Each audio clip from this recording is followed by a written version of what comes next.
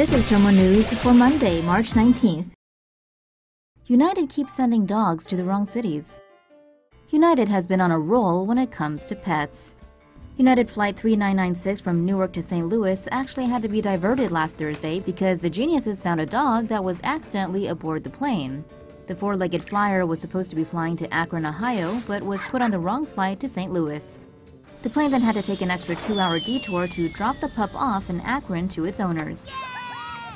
The airline's blunder turned a 2-hour trip into a 4-hour escapade for the passengers, who were compensated for the delay, hopefully not with another free United flight. Last week wasn't the best for United. They also suffocated a lady's French bulldog puppy and sent another dog to Japan instead of Kansas. United needs to seriously consider carrying only pets from now on. I mean, what could go wrong? Family kicked off flight in viral video. United may have enraged passengers recently for not one, not two, but 3 pet-related mishaps, but this week it's Southwest's turn to be in the hot seat. The airline is being blasted online after a video of a family getting kicked off a plane unexpectedly went viral. The incident on the Chicago to Atlanta flight began with a toddler refusing to sit in her own seat. A flight attendant called out the dad, who then asked for a minute to calm his kid down. The 2-year-old was already buckled in her seat when another attendant came up and told the family they had to leave. Supposedly, the dad had sniped at the female flight attendant and told her to stay out of his daughter's face. Passenger Alexis Armstrong heard the exchange and started recording with her phone, but was rudely told to stop filming after calling BS on the female attendant's claims. The plane ultimately went back to the gate where the dad, his daughter, and another relative were removed. They were booked on the next flight to Atlanta. Armstrong's video was posted on Facebook and has since gotten over 1 million views. Most netizens slammed the airline for their lack of empathy in dealing with a child, while some insist the flight attendant was merely following FAA rules. Whatever the arguments, there's really only one clear loser here, and that's Southwest. Weird time crystals get DoD funding. Earlier this year, the U.S. Department of Defense's super science guys and DARPA announced it would help fund research into time crystals. But what the ancient one are those? Regular crystals are made up of structured atoms in a shape. If touched, a crystal won't break apart. The structure remains rigid even when moved. It generally maintains its shape. Time crystals also feature an atomic structure, except these aren't solid.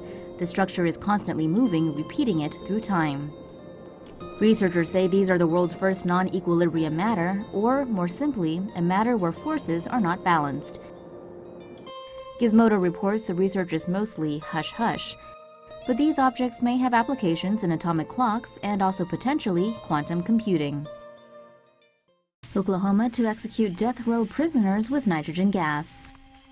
After nowhere in the world would sell them drugs for execution, Oklahoma is going to use gas on its death row inmates. Oklahoma plans to use nitrogen gas to induce hypoxia in prisoners awaiting execution, though the details of the procedure have yet to be finalized. Hypoxia is a fatal state where the brain and body are deprived of oxygen.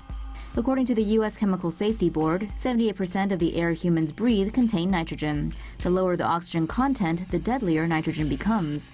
As the oxygen content lowers to 16%, the brain tells the body to breathe faster and deeper. Anything below 10% oxygen content can be fatal. Speaking to Reuters, the Death Penalty Information Center said it would take 7 minutes for a 32-kilogram pig to die from nitrogen hypoxia. Other countries known to use gas during executions were Nazi Germany, North Korea, and the USSR.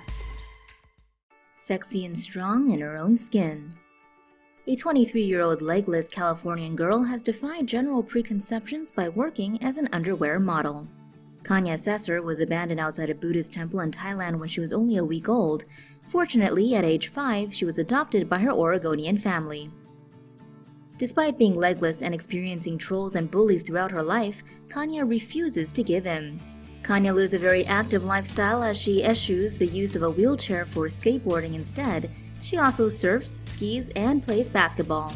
Since the age of 15, Kanya has established a successful modeling gig for herself, and she said modeling is a way to show she isn't ashamed of her body. However, the 23-year-old said modeling isn't going to be her main gig for the long run. Her bio reads #NoLegsNoLimits, and Kanya's Instagram profile has gone viral as over 58,900 people follow posts about her life, her modeling shoots, and sports she loves playing.